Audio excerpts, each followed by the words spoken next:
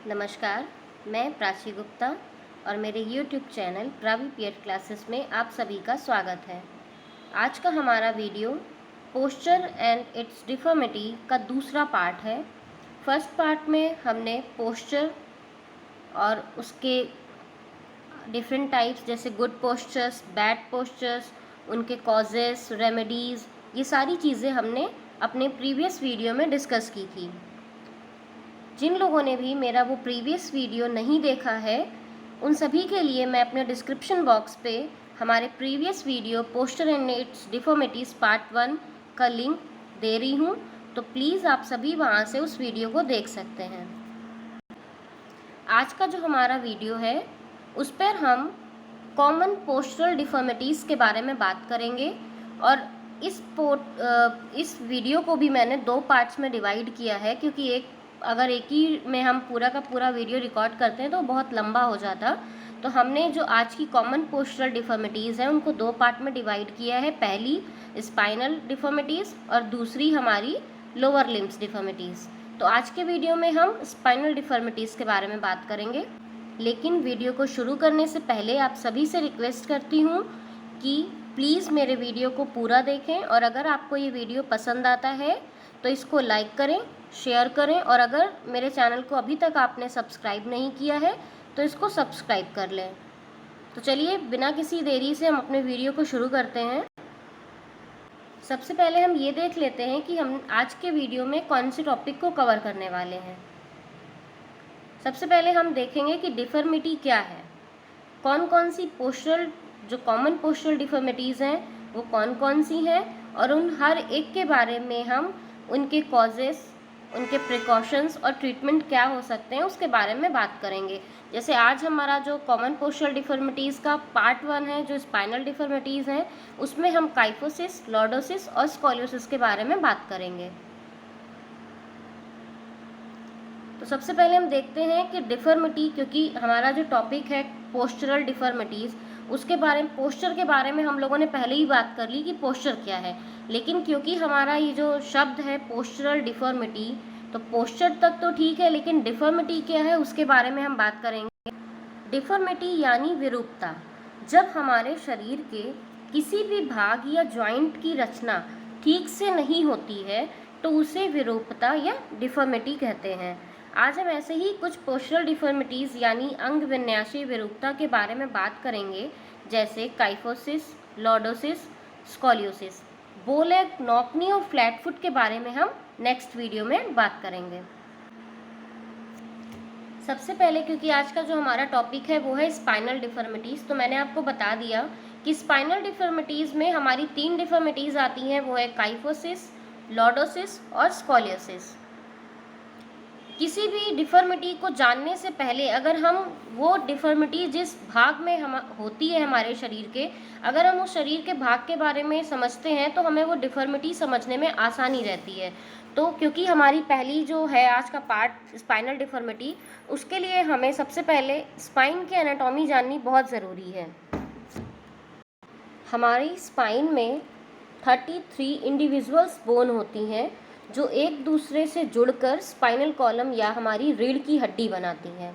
Spinal column को 5 regions में divide किया गया है, जो है cervical, thoracic, lumbar, sacrum and coccyx. ये 5 रीजन्स हैं जो हमारी स्पाइनल कॉर्ड को बनाते हैं। सैक्रम और कॉकिक्स, ये जो 2 रीजन्स हैं हमारे स्पाइनल कॉलम के, इनमें पहले 5 और 4 की संख्या में हड्डी होती हैं। जब बच्चे का जन्म होता है तो उसमें सैक्रम में 5 हड्डियाँ और कॉकिक्स में 4 हड्डियाँ रहती, लेकिन फिर धीरे धीरे उस बच्चे की उम्र के साथ वो फ्यूज़ हो जाती हैं, वो जुड़ जाती हैं और एक हड्डी बनती है। तो चलिए अब हम इन 5 रीजन्स को थोड़ा सा और अच्छे से जानते हैं। ये है हमारे स्पाइनल कॉलम के डिफरेंट रीजन्स। जैसे कि सबसे पहला रीज़न होता है सर्वाइकल रीजन, जिसको हम नेक या हमारा गर्दन भी कहते हैं। इसमें टोटल 7 हड्डियां होती हैं। इन्हें सी से डिनोट करते हैं, क्योंकि ये सर्वाइकल रीजन है तो हम इन 7 हड्डियों को सी से डिनोट करते हैं, जो C1 से C7 तक होती हैं। पहली जो वर्टिब्रा होती है हमारे C1, जिसको हम बोलते हैं, उसका नाम होता है एटलस, और जो दूसरी वर्टिब्रा है उसको एक्सिस कहते हैं। सेकेंड रीज़न है हमारा थोरेसिक रीजन, जिसको मिड बैक बोलते हैं। इसमें टोटल 12 इंडिविजुअल बोन्स होती हैं और इसको हम T से डिनोट करते हैं। जो T1 से T12 तक हमारी वर्टिब्रा है वो हमारा सेकेंड रीजन थोरेसिक रीजन कहलाता है। थर्ड रीजन है हमारा लंबर रीजन। इसमें 5 बोन्स होती हैं जिन्हें हम L से डिनोट करते हैं और ये L1 से L5 तक होती हैं। फोर्थ रीज़न है सैक्रम। इसमें जैसा कि मैंने आपको बताया कि जब बच्चे का जन्म होता है तो सैक्रम के रीजन में उसमें 5 हड्डियां होती हैं, लेकिन धीरे धीरे ये पांचों हड्डियां एक में मिल जाती हैं और एक हड्डी बनती है। उसके बाद जो हमारा लास्ट रीज़न है जो है कॉकिक्स, इसमें 4 हड्डियां होती हैं और ये भी सेम जैसे सैक्रम, जब बच्चा पैदा होता है उसमें 4 होती हैं और धीरे धीरे वो जाकर फ्यूज्ड हो जाती हैं और वो एक हड्डी हो जाती है। आपके लिए पहला सवाल है कि कॉकिक्स जो हमारा रीज़न है कॉकिक्स, इसको और किस नाम से जाना जाता है। जो इसमें बोन्स हैं उनको और किस नाम से जाना जाता है, आप कमेंट बॉक्स में कमेंट करके ज़रूर बताएं। तो चलिए अब जो हमारी पहली स्पाइनल डिफॉर्मिटी है उसके बारे में देखते हैं, जो है काइफोसिस। काइफोसिस जो कि एक स्पाइनल डिफॉर्मिटी है, ये शब्द काइफोसिस ग्रीक भाषा के काइफोस से बना है, जिसका अर्थ है हम यानी कुबड़। जब हमारे स्पाइन के थोरेसिक रीजन की कॉन्वेक्सिटी यानी उत्तलता सामान्य स्तर से ज़्यादा हो जाती है उसे काइफोसिस कहते हैं। एक सामान्य थोरेसिक रीजन में जो कि T1 से T12 तक होता है, उस हिस्से में हल्का सा यानी 20 to 45 डिग्री तक का एंगल रहता है जिसको काइफोटिक एंगल बोलते हैं। लेकिन जब ये एंगल 45 से ज़्यादा हो जाता है तो वो काइफोसिस कहलाता है। सामान्य शब्दों में हम ये कह सकते हैं कि जब हमारी स्पाइन या हमारी रीढ़ की हड्डी बाहर की तरफ घूम जाती है, हमारे कंधे राउंड शेप में हो जाते हैं और हमारा सिर आगे की तरफ झुक जाता है, तो वो पोस्चरल डिफॉर्मिटी काइफोसिस कहलाती है। इस डिफॉर्मिटी को राउंड बैक या हंच बैक के नाम से भी जानते हैं। ये तो बात हो गई कि काइफोसिस क्या है। अब हम जानेंगे कि काइफोसिस होने के क्या क्या कारण हो सकते हैं। तो कॉजेस ऑफ काइफोसिस, सबसे पहला कॉज है हमारा माल न्यूट्रिशन। माल न्यूट्रिशन का मतलब है कि जब हमारे जो पोषक तत्व हैं उनमें पोषक तत्वों की जो हमारा खाना रहता है उसमें पोषक तत्व की मात्रा या तो उनकी ज़रूरत से ज़्यादा हो जाती है या तो उनकी ज़रूरत से कम हो जाती है, उसको माल न्यूट्रिशन कहते हैं। और ये माल न्यूट्रिशन एक बहुत बड़ा कारण है काइफोसिस होने का। सेकेंड है हमारा कैरिंग हैवी वेट्स या हैवी लोड्स। जब हम काफ़ी लंबे समय तक के लिए सामान भारी वज़न को उठाकर रखते हैं तो भी एक वो रीज़न हो सकता है हमारे काइफोसिस होने का। तो इन सारी चीज़ों से हमें बचना है। थर्ड है हमारा इम्प्रॉपर फर्नीचर। आजकल आपने देखा होगा हम लोग कोई भी वर्क करते हैं तो एक ही तरह का फर्नीचर यूज़ करते हैं, और हाई फाई सोसाइटीज़ में देखेंगे तो हर एक वर्क के लिए उसके अकॉर्डिंग फर्नीचर रहता है।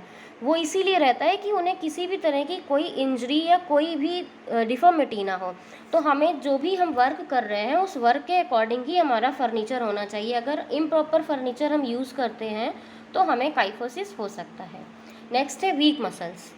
अगर हमारी मांसपेशियाँ, जैसे कि काइफोसिस है तो काइफोसिस के पीछे कौन कौन सी मांसपेशियाँ हैं जिनके वीक होने से हमें काइफोसिस हो सकता है, वो है trapezius, rhomboid, serratus anterior, latissimus dorsi. ये सारी मसल्स जो है हमारी, जो मैंने आपको नाम बताया, अगर ये वीक होती हैं, कमज़ोर होती हैं, तो काइफोसिस होने के चांसेस बढ़ जाते हैं। नेक्स्ट है बेंडिंग वाइल वॉकिंग।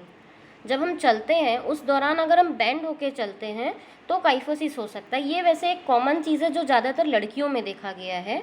अब तो ये काफ़ी हद तक ठीक हो रहा है, पर पहले क्या था कि लड़कियां झुककर चलती थी, जिस वजह से लड़कियों को काइफोसिस होने की चांसेस बहुत ज़्यादा रहते थे। तो हमें कभी भी चलना है तो बेंड होकर नहीं चलना है। नेक्स्ट है हमारा wearing shapeless and tight clothes. जो हमारी बॉडी का शेप है उस शेप के अकॉर्डिंग और जो कंफर्टेबल क्लोथ्स होते हैं यानी ढीले कपड़े होते हैं, हमें उन्हीं को पहनना है। अगर हम टाइट क्लोथ्स पहनते हैं तो भी वो एक कारण बन सकता है काइफोसिस का। नेक्स्ट है ड्यू टू हेरिडिटी, यानी जिन लोगों के पूर्वजों में जिनके जीन में ये चीज़ें पाई जाती हैं और हो सकता है कि उनके पूर्वजों में भी काइफोसिस रहा हो, तो वो एक अलग चीज़ है जो पीढ़ी दर पीढ़ी चला आता है और नेक्स्ट पीढ़ी को भी ऐसी प्रॉब्लम हो सकती है। एंड लास्ट है डिजीज़ेस। बहुत सारी ऐसी बीमारियां हैं जो काइफोसिस होने के पीछे का बहुत बड़ा कारण होती है।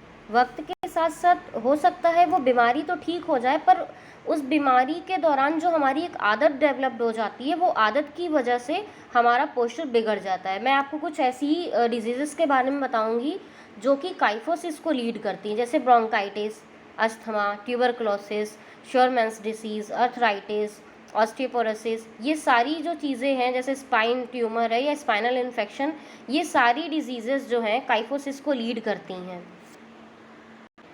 ये हो गए हमारे कॉजेस। अब नेक्स्ट है हमारा प्रिकॉशंस ऑफ काइफोसिस, या काइफोसिस से हम बच सकते हैं अगर हम ये चीज़ें अपनाते हैं। तो पहले तो हमें एक चीज़ ध्यान रखनी है कि ऐसे क्या क्या कारण हैं जिनसे काइफोसिस हो सकता है। अगर हमें वो कारण पता है तो हम उन कारणों को अवॉइड करें जिससे कि हम काइफोसिस से बचें। अगर हमें वो कारण पता चल जाता है तो हमें पहले तो, अगर किसी को है तो हम उस कारण को ही ख़त्म करने की कोशिश करते हैं जिससे कि हमारा जो काइफोसिस है वो जल्दी क्योर हो सके।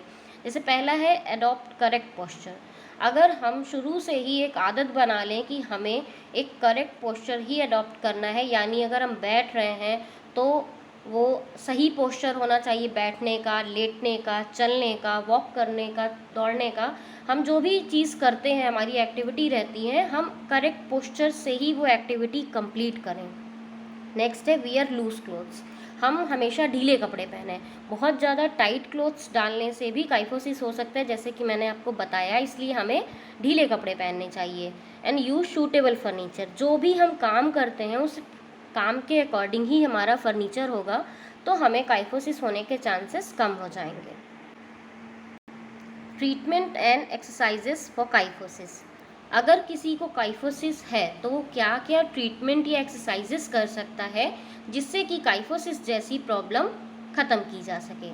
तो सबसे पहला है always keep pillow under your back while sleeping. जब हम सो रहे हों तो हमारा एक पिलो हो, जो पिलो को हम अपने बैक पे रखें जिससे कि हमें जो काइफोसिस जैसी दिक्कत है वो ख़त्म कर सकें। नेक्स्ट है कि जब भी हम खड़े हों तो हमें अपने सिर को पीछे की तरफ झुकाना है जिससे कि जो काइफोटिक एंगल बनता है वो कुछ हद तक कम हो। नेक्स्ट है परफॉर्म स्विमिंग। अगर हमें स्विमिंग बनती है तो हमें स्विमिंग करनी चाहिए जिससे कि ये काइफोसिस को हम ख़त्म कर सकें। कुछ योगा के पोजेस हैं जिनको परफॉर्म करने से, अगर हम रेगुलरली परफॉर्म करते हैं तो भी काइफोसिस ख़त्म हो सकता है, जैसे भुजंगासन, धनुरासन, चक्रासन। अगर हम इनको डेली में अभ्यास करते हैं इनका, तो भी काइफोसिस बहुत हद तक ख़त्म हो सकता है।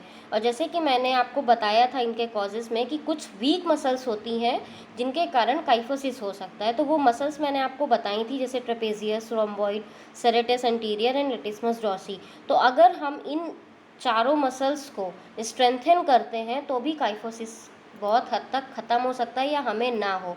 तो हमें इन चारों मसल्स को स्ट्रेंथन करना है। अब हम नेक्स्ट डिफॉर्मिटी जो है स्पाइन की, उसके बारे में बात करेंगे, जो है लॉर्डोसिस। लॉर्डोसिस एक अंग विन्यासी विरूपता यानी पोस्चरल डिफॉर्मिटी है जिसमें हमारी स्पाइन का जो लंबर रीजन रहता है वो आगे की तरफ अपने समान स्तर से अधिक मुड़ जाता है, जिसके कारण हमारा जो शरीर है या जो हमारा पेट है वो हमारे शरीर से भी आगे निकल आता है, कंधे बाहर की तरफ दिखने लगते हैं, जिससे कि लॉर्डोसिस हो जाता है। लॉर्डोसिस को और किन किन नामों से जाना जाता है, जैसे कि मैंने यहाँ लिखा है कि लॉर्डोसिस को हॉलो बैक या शैडल बैक भी कहते हैं। क्या क्या कारण हो सकते हैं लॉर्डोसिस के, उनके बारे में जानना बहुत ज़रूरी है, क्योंकि जब हम किसी चीज़ के कारण को जानते हैं उसके बाद ही हम उस चीज़ से बच सकते हैं। सबसे पहला है इम्बैलेंस डाइट, यानी जब आप संतुलित आहार लेते हैं तो ठीक है, लेकिन जब हम असंतुलित आहार लेने लगते हैं तो हमें बहुत सारी तरह की डिफॉर्मिटीज़ या कोई भी प्रॉब्लम हो सकती है। यहाँ पर आप एक चीज़ ध्यान रखिएगा कि हम अभी जितनी भी डिफॉर्मिटीज़ के बारे में पढ़ेंगे इस वीडियो में या अपने नेक्स्ट वीडियो में, तो ये एक बहुत मेन कॉज है कोई भी डिफॉर्मिटी होने का, कि इम्बैलेंस डाइट या असंतुलित आहार, ये बहुत बड़ा कारण है डिफॉर्मिटी होने का। यानी जब हम अपने खाने में किसी भी पोषक तत्व को ज़रूरत के अनुसार नहीं लेते हैं, उसको हम असंतुलित आहार कहते हैं। तो हमें अपनी डाइट में जितनी मात्रा है जिस पोषक तत्व की, हमें उसी के अकॉर्डिंग उसको अपनी डाइट में शामिल करना है। इम्प्रॉपर डेवलपमेंट ऑफ मसल्स, अगर हमारी कोई भी मांसपेशी का विकास सही ढंग से नहीं हुआ होता है तो वो लॉर्डोसिस जैसी डिफॉर्मिटी को लीड करता है। तो हमें वो भी एक चीज़ ध्यान रखनी है। Taking more food than required, अगर हमारे शरीर को जितनी कैलोरी, जितने फूड की ज़रूरत है, अगर हम उससे ज़्यादा फूड कंज्यूम करते हैं तो भी हमें लॉर्डोसिस जैसी प्रॉब्लम्स हो सकती हैं। ओवरवेट या ओबेसिटी, सेम वही है ये पॉइंट कि अगर हम ज़रूरत से ज़्यादा फूड लेते हैं तो हम ओवरवेट या ओबेसिटी का शिकार बनते हैं, जो कि लॉर्डोसिस को लीड करता है। डिजीज़ेस, बहुत सारी डिसीज़ेस हैं जिनसे लॉर्डोसिस हो सकता है, जैसे कि एक है एकोंड्रोप्लाजिया, इसमें हमारी बोन्स जो है वो ग्रो नहीं हो पाती नॉर्मल तरीके से। स्पॉन्डिलोलाइसिस, जिसमें हमारी स्पाइनल कॉर्ड में की एक वर्टिब्रा जो होती है वो स्लिप होकर उसके नीचे की जो वर्टिब्रा रहती है उसके आगे आ जाती है। डिसाइटिस, मतलब हमारी इंट्रावर्टिब्रल बोन जो रहती हैं, जो डिस्क रहती है इंट्रावर्टिब्रल डिस्क हमारी, उसमें इन्फ्लेमेशन आ जाता है। ऑस्टियोपोरोसिस, आप जानते ही हैं ऑस्टियोपोरोसिस के बारे में, जिसमें कि हमारी जो क्योंकि यहाँ पर हम स्पाइन की बात कर रहे हैं, तो जब हमारी वर्टिब्रा फ्रेजाइल हो जाती है, कमज़ोर हो जाती है, तो वो आसानी से ब्रेक हो जाती है, जो एक बहुत बड़ा कारण है लॉर्डोसिस होने का। ये सारी डिजीज़ेस अगर किसी को है तो वो लॉर्डोसिस को लीड करती हैं। नेक्स्ट है प्रेगनेंसी, क्योंकि आप सभी जानते हैं 9 मंथ्स तक बच्चे को कैरी करना बहुत डिफ़िकल्ट है, और जब 9 मंथ्स तक बच्चे को कैरी किया जाता है तो हमारे लंबर रीजन पे बहुत प्रेशर पड़ता है, जिस कारण से वो हमारे जो लीगामेंट्स हैं वो स्ट्रेच हो जाते हैं। और अगर हम उन लीगामेंट्स को आफ्टर 9 मंथ जब डिलीवरी हो जाती है उसके बाद अगर हम उन लीगामेंट्स को रिलैक्स नहीं करते हैं तो वो धीरे धीरे जाके वो लॉर्डोसिस को लीड करते हैं। हम क्या क्या प्रिकॉशंस ले सकते हैं जिससे कि हमें लॉर्डोसिस ना हो? तो जैसे कि मैंने आपको बताया था कि हमें कारण पता होने चाहिए। अगर हमें कारण पता है तो हम प्रिकॉशंस ले सकते हैं। इसमें बात करते हैं सबसे पहले बैलेंस डाइट।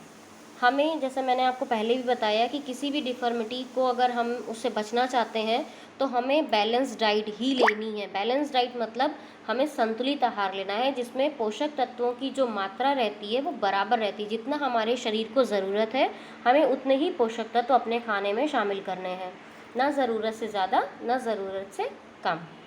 नेक्स्ट है stand straight while carrying weight. अगर हम कोई भी वेट कैरी कर रहे हैं, भार उठाते हैं, तो हमें स्ट्रेट खड़े होना है। बहुत सारे लोगों को आपने देखा होगा कि जब वो वेट उठाते हैं या बहुत लंबे टाइम तक खड़े रहते हैं तो वो पैरों को स्ट्रेच करके अपना वेट जो रहता है उसमें पेट को, जो हमारा लंबर रीजन रहता है जहाँ पर, उस जगह के एरिया में प्रेशर डालते हैं और आगे की तरफ उस चीज़ को कर देते हैं, जो धीरे धीरे हमारी आदत में आ जाता है, जिससे कि हमारे लिगामेंट स्ट्रेच रहते हैं बराबर, और वो लॉर्डोसिस जैसी डिफॉर्मिटी को लीड करते हैं। तो हमें एक ये चीज़ ध्यान रखनी कि हम कभी भी खड़े होते हैं तो हमें एकदम सीधे खड़े होना है। एंड नेक्स्ट है मेंटेन योर वेट। हमेशा हमें अपने वेट को मेंटेन रखना है। अगर एक्सेस वेट होता है तो बहुत सारी प्रॉब्लम्स हमें हो सकती हैं, जिनमें से एक है लॉर्डोसिस जैसी डिफॉर्मिटी। तो हमें अपने वेट को मेंटेन रखना है। नेक्स्ट है कि हम क्या क्या ट्रीटमेंट या रेमेडियल मेजर्स ले सकते हैं जिससे कि हम लॉर्डोसिस जैसी प्रॉब्लम से बच सकें। Perform to touch at least 10 times. हमें सीधे खड़े होना है और अपने हाथों से अपने टोज़ को टच करना है कम से कम 10 बार। और टोज़ को टच करते वक्त एक चीज़ ध्यान रखनी है कि हमें अपने नीज़ को बेंड नहीं करना है। नीज़ हमें स्ट्रेट रख के अपने टोज़ को टच करने के लिए ट्राई करना है, और ये डेली हमें अपने प्रैक्टिस में लाना है 10 बार, कि हम कितना ज़्यादा बेंड हो पा रहे हैं। नेक्स्ट है परफॉर्म सिटअप्स रेगुलरली। हमें रेगुलर बेसिस पे सिटअप्स करना है, जैसे भी आप कर सकते हैं, जितने आप कर सकते हैं। स्टार्टिंग डेज में आप 5 से स्टार्ट करें, फिर 6, 7 ऐसे करके इनको कंटिन्यू आप बढ़ाएं। ये तो वही हो गया कि आप स्ट्रेट स्टैंड हो और अपने फीट को टच करें हैंड से। और कुछ योगासन है, क्योंकि योगा एक ऐसी चीज़ है जो हर एक समस्या का हल निकालती है। तो लॉर्डोसिस के लिए भी कुछ आसन हैं जिनको परफॉर्म करने से लॉर्डोसिस जैसी प्रॉब्लम्स ख़त्म हो सकती हैं, जैसे हलासन, पश्चिमोत्तानासन, विपरीत करनी। ये सारे आसन अगर हम रेगुलर बेसिस पे परफॉर्म करते हैं तो लॉर्डोसिस जैसी प्रॉब्लम्स नहीं होंगी। आज की वीडियो की अब हमारी लास्ट डिफॉर्मिटी है स्पाइन की, जो है स्कोलियोसिस। स्कोलियोसिस है क्या? स्कोलियोसिस स्पाइन की एक पोस्चरल डिफॉर्मिटी है। स्कोलियोसिस जो शब्द है वो ग्रीक भाषा के स्कोलियोस से लिया गया है, जिसका अर्थ है बेंडिंग या झुकना। स्कोलियोसिस में हमारी स्पाइन साइडवर्ड बेंड हो जाती है, या यूँ कह सकते हैं कि अंग्रेजी भाषा के जो कैपिटल लेटर का सी होता है उस तरह की हो जाती है। अगर हमारी स्पाइन एक से ज़्यादा बार मुड़ जाती है तो वो मल्टीपल स्कोलियोसिस कहलाता है, और वो एस शेप में हो जाता है। जो कैपिटल लेटर एस है उस तरह का शेप हो जाता है, और वो मल्टीपल स्कोलियोसिस कहलाता है। स्कोलियोसिस के कारण हमारा एक कंधा हमेशा झुका हुआ लगता है। कभी भी आप जिसको स्कोलियोसिस है उसको देखेंगे तो उसका एक कंधा आपको झुका हुआ लगेगा और दूसरा कंधा काफ़ी ऊपर की तरफ उठा हुआ लगेगा। अगर स्कोलियोसिस थोरेसिक रीजन में होता है तो उसे थोरेसिक स्कोलियोसिस कहते हैं, और अगर हमारा स्कोलियोसिस लंबर रीजन में रहता है तो उसको लंबर स्कोलियोसिस कहा जाता है। स्कोलियोसिस को हम दो प्रकार से डिटेक्ट कर सकते हैं, एक तो स्पाइनोग्राफ है और दूसरा स्कोलियोमीटर। ये दो हैं चीज़ें जिनसे हम ये पता लगा सकते हैं कि स्कोलियोसिस है या नहीं है। अब हम देख लेते हैं कुछ कॉजेस जिनसे कि स्कोलियोसिस हो सकता है। एक है जो जन्म से ही किसी प्रकार की समस्या रही हो जिस वजह से हो सकता है, यानी बर्थ डिफेक्ट जिसको कहते हैं। नेक्स्ट है किसी एक्सीडेंट्स के कारण स्पाइन में कोई चोट या किसी प्रकार की टूट फूट की वजह जिससे कि हमें स्कोलियोसिस हो जाए, या अगर पैरों की लंबाई बराबर नहीं है, हमारे जो लेग लेंथ है वो बराबर नहीं है, एक पैर लंबा है या एक पैर छोटा है, जिस कारण से स्कोलियोसिस हो सकता है। नेक्स्ट है कि अगर हम डेली वेज में एक ही साइड पर वेट को बार बार कैरी करते हैं, बार बार उठाते हैं, तो भी स्कोलियोसिस हो सकता है। नेक्स्ट है कि अगर हम खड़े होने का जो हमारा स्टाइल है वो ही गलत हो, या हमारा स्टैंडिंग पोस्चर गलत है, तो भी स्कोलियोसिस हो सकता है। नेक्स्ट है फर्नीचर, रॉन्ग या अनसूटेबल फर्नीचर। अगर हमारा फर्नीचर सही नहीं है तो भी वो स्कोलियोसिस को लीड करता है। नेक्स्ट है जनरल बॉडी वीकनेस। बहुत सारे लोग ऐसे होते हैं जो शरीर से कमज़ोर होते हैं, और जब शरीर कमज़ोर है तो वो अपने शरीर को कैरी करने में असमर्थ होते हैं, जिस कारण से वो किसी भी पोस्चरल डिफॉर्मिटी को लीड करते हैं। उनमें से एक है स्कोलियोसिस। नेक्स्ट है हेमीवर्टिब्रा और क्लफ। ये ऐसी प्रॉब्लम है कि जो हमारी किसी भी स्पाइनल डिफॉर्मिटी को लीड करती है, चाहे काइफोसिस हो या लॉर्डोसिस हो या स्कोलियोसिस हो। हम क्या क्या प्रिकॉशंस ले सकते हैं जिससे कि हमें स्कोलियोसिस ना हो? तो सबसे पहले तो यही है कि हमें एक ही हाथ में वेट लेकर लंबे समय तक नहीं चलना है, क्योंकि आपने हमारे कॉजेस जब देखे होंगे तो मैंने बोला है लंबे समय तक वेट कैरी करना एक ही साइड पे एक बहुत बड़ा कारण है स्कोलियोसिस का। तो हमें लंबे समय तक एक ही हाथ में वज़न नहीं उठाना है। नेक्स्ट है always stand in correct posture. हमें हमेशा अपनी आदत बना लेनी है कि हमें हमेशा सही पोस्चर ही कैरी करना है, चाहे हम खड़े हों या बैठे हों। लेकिन स्कोलियोसिस के केस में अगर हम खड़े होते हैं तो हमें करेक्ट पोस्चर में ही खड़े होना है। नेक्स्ट है यूज़ सूटेबल फर्नीचर। हमें हमेशा जो हमारे काम के अकॉर्डिंग सही है उसी फर्नीचर को यूज़ करना चाहिए। नेक्स्ट है कि हमें कभी भी साइड वेज बेंडिंग पोजीशन में स्टडी नहीं करनी है। हमें प्रॉपर पोजीशन जो होती है स्टडी की उसी में स्टडी करनी है। यह है कुछ ट्रीटमेंट और एक्सरसाइजेस स्कोलियोसिस के। सबसे पहला है कि एक हॉरिजॉन्टल बार जिसकी ऊंचाई इतनी होनी चाहिए कि जब हम उसमें लटकें तो हमारे पैर ज़मीन में टच ना करें। ऐसे बार में लटकना चाहिए जिससे कि स्कोलियोसिस की समस्या कम हो जाए। नेक्स्ट है कि ब्रेस्ट स्ट्रोक्स टेक्निक जो होती है स्विमिंग की, अगर हम उसको यूज़ करके स्विमिंग करते हैं तो भी स्कोलियोसिस की प्रॉब्लम बहुत हद तक कम होती है। नेक्स्ट है कि जिस साइड हमारी स्पाइन में सी शेप कर्व बना है उसके जस्ट ऑपोजिट डायरेक्शन में हमें बेंडिंग एक्सरसाइजेस करनी चाहिए। और योगासन, जैसे कि अभी हमने सारे डिफॉर्मिटीज़ में देखा है कि बहुत सारे योगा पोजेस हैं जो हमारी डिफॉर्मिटीज़ को सही करने में हमारी मदद करते हैं। उन्हीं में से है त्रिकोणासन, अर्धचक्रासन। ये हमें विपरीत दिशा में करने हैं। जैसे हमें स्कोलियोसिस अगर राइट साइड में है तो हमें लेफ़्ट साइड में इन सारे आसन को परफॉर्म करना है, और हमें ये रेगुलर वे में परफॉर्म करने हैं। ऐसा नहीं है कि आज करना है फिर नहीं करना है। अगर हम रेगुलर वेज में ये सारे आसन परफॉर्म करते हैं तो हमें डिफॉर्मिटीज़ बहुत हद तक कम हो जाएगी और हो सकता है पूरी तरह से क्योर हो जाए। अगर आपको ये वीडियो पसंद आया है तो प्लीज़ इसको लाइक शेयर ज़रूर करें, और जिन्होंने भी चैनल सब्सक्राइब नहीं किया है वो इसको सब्सक्राइब कर लें। Thank you.